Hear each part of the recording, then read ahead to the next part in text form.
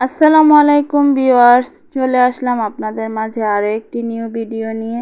আজকে আমি আপনাদের সাথে শেয়ার করব দারুণ মজার একটি ডেজার্ট আইটেম।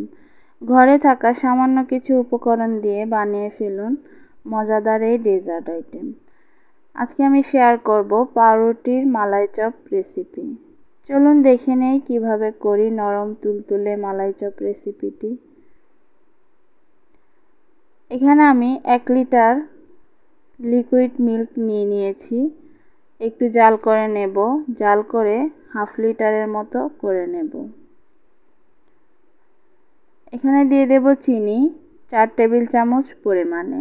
আপনারা যে যেমন মিষ্টি পছন্দ করেন সেই হিসেবে দেবেন। ভালো করে নেড়ে মিশিয়ে দিলাম। এখানে নিয়ে নিলাম 1 চা চামচ পরিমাণে কাস্টার্ড পাউডার, জাস্ট একটু কালারের জন্য।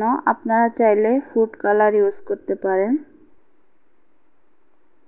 এখন একটু দুধ দিয়ে গুলিয়ে নেব। একটু ভালো করে নেড়েচেড়ে গুলিয়ে নিতে হবে, নয়তো নিচে দলা পেকে থাকবে।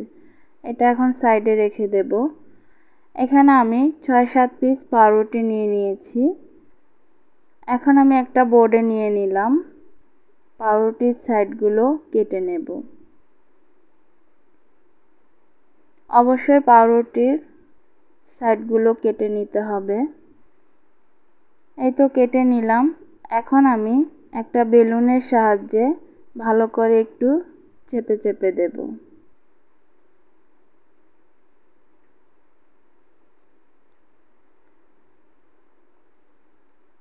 অবশ্যই আপনারা এভাবে ট্রাই করবেন, আশা করছি দারুণ লাগবে।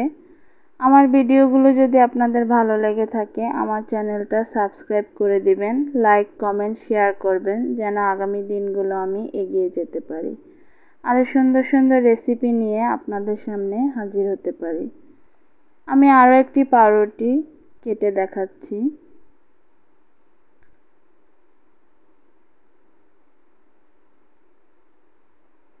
এভাবে আলতো হাতে একটু চেপে চেপে দিতে হবে।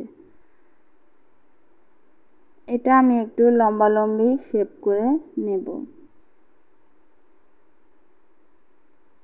এই তো দেখতেই পাচ্ছেন দু ধরনের শেপ করে নিলাম।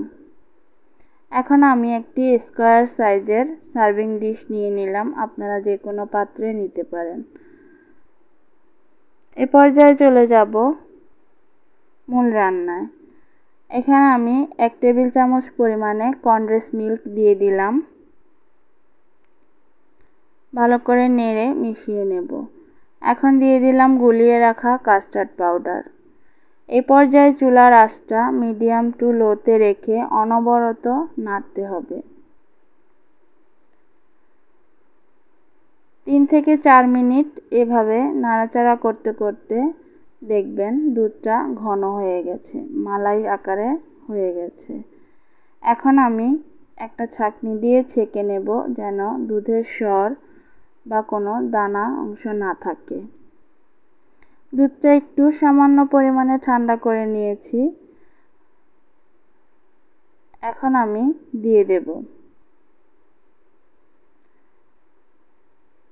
হালকা একটু গরম আছে, এই পর্যায়ে দিতে হবে। এবারে আমি একটু ঠান্ডা করে ফ্রিজে রেখে দেব 2-3 ঘন্টার জন্য। আল্লাহ হাফেজ।